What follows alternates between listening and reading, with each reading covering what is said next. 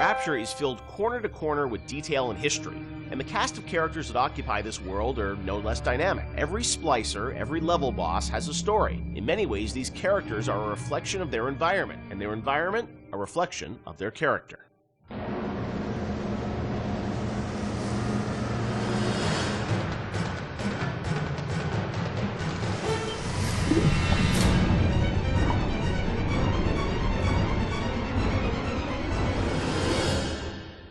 Let's talk about some of the characters in BioShock. There's so many that fans love, and there are many Wikia pages about them. You know, one thing that I think a lot of fans may not realize is you were telling stories with these characters, a decade ago. And technology today, as we saw in, a game like Infinite, you can do amazing things with facial expressions and storytelling. Conveying that emotion that you did 10 years ago with limited technology was challenging. How hard was it back in the day to sort of, convey story in engine?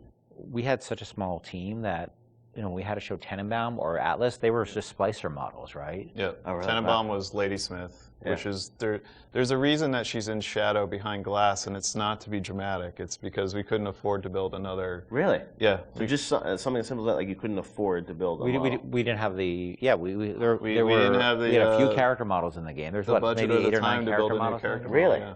Wow. So we're like, oh, we'll put her in silhouette behind a light, and people think it's noir. And so much of it was driven by the voice performance, I feel like, too, because it was like a radio play in many ways still. Yeah, we had some really good actors, and I was able to spend a lot of time with them, and the fact that I could write the stuff, direct it, and then rewrite in the room, and the fact that we had actors who were, for whatever reason, I wasn't even in the same room as them. I was on a speakerphone. Right. They were in a studio in New York or LA or something. I don't think I met any of them. Really?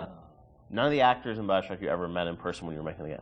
Maybe since, but at the time I hadn't met a single one of them. Except maybe a couple people I played the Circus of Alice thing. Nate Wells played the Jack on the plane. A couple of people in the studio. It was community theater, in terms of the tech and the sort of time we had for it. But the actors were, we had some exceptional actors. I will say, as doing animation on that game, that you can hide bad animation behind really good audio, and it makes the animation look better. We didn't have a tech animator. It was me. I'd never rigged characters before, and now I'm rigging characters, trying to figure out how, to get all of these characters out to the animation team. So we're very limited when it came to animation tools. Yeah, Since apologize to my animators. No, but you did the big. I mean, for your first game that you rigged the Big Daddy, which is it's not an easy character to rig. It was, we figured it out, but the tools that we had on Infinite were not the tools that we had on BioShock. So we figured out what we could do and what we could do well, and tried to hide,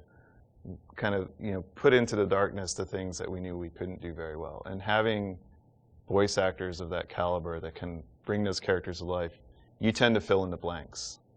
So tell me, friend, which one of the bitches sent you? The KGB wolf or the CIA jackal? Here's the news. Rapture isn't some sunken ship for you to plunder. And Andrew Ryan isn't a giddy socialite who can be slapped around by government muscle. And you did get to revisit Rapture in the DLC for Infinite, and with today's technology or technology from a few years ago, I'm sure it was liberating for you guys in some ways to be able to use that tech to bring the environment and also characters to life. What was that experience like for you guys to go back and sort of revisit Rapture? It was liberating because we got to revisit it, but we also, I think when we started, thought we'd be able to go reuse some of the old assets, and they just didn't hold up anymore compared to the Infinite assets. So we basically had to rebuild, not just rebuild everything from scratch, we had to reimagine it from scratch because, we had the ability to make it look grander and bigger, but still feel exactly like Rapture. It is a different kind of, we're making a different kind of experience than BioShock 1, so it was tricky to make it feel like it was the same kind of game.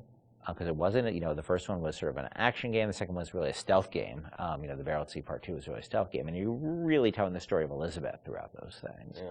So it was a different lens, but it was also cool because it allowed me to make the whole story about Elizabeth, to have her be central to the franchise from the very beginning, and she was always, she became the heart of it to me, and to have her, it was really exciting for me to make her, her heroism be something that set the events of BioShock into motion, which eventually, you know, saves all the little sisters. That was really gratifying, a nice way to tie the whole thing up for me. And you probably didn't have that idea 10 years ago, right? You had to retrofit it all? I had no idea. He has a letter that he's addressed to himself that's 10 years old.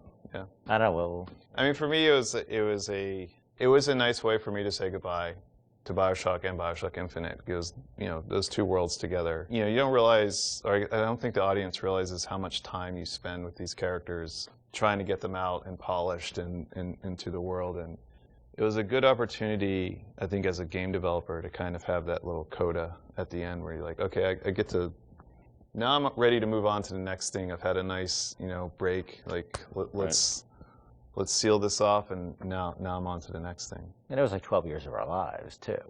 Between the very beginning of it, and it was a long time. Well, I mean, so my daughter, who is 16 now, I did a lot of filming of her when she was 6 as a little sister. Wow. And this was not mocap, it was just running around the office.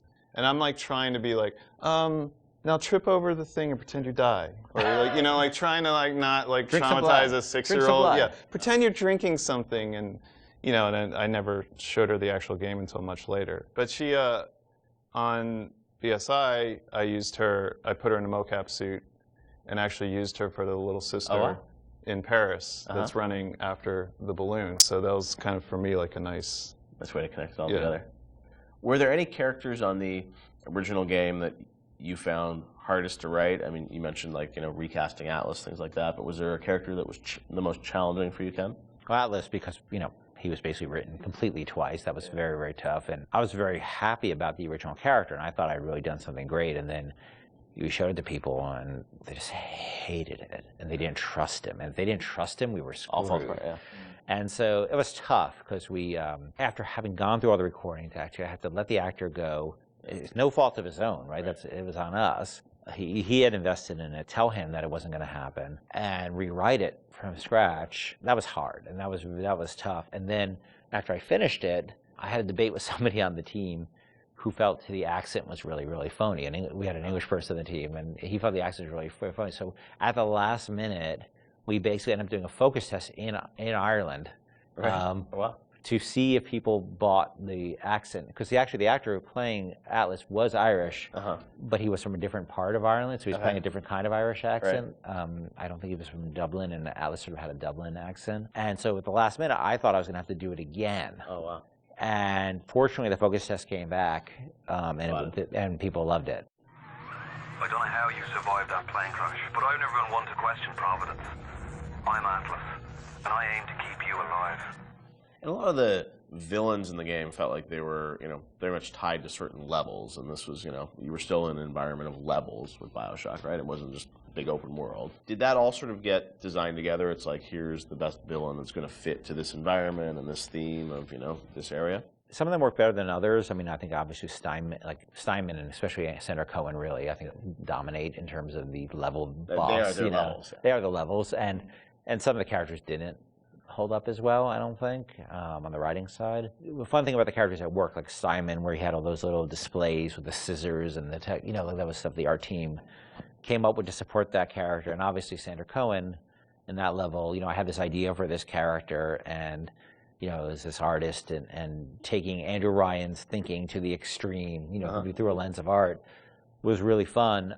They really, I mean, in a lot of ways, they're sort of like more like Batman villains than they are like actual, you know, real world villains. That they all have a, you know, the Joker cares far more about the humor and the dark humor that he has, and the Riddler cares more about the riddles than he actually does about money. You know, right. The money, the crime is this afterthought. Right. It's the philosophy.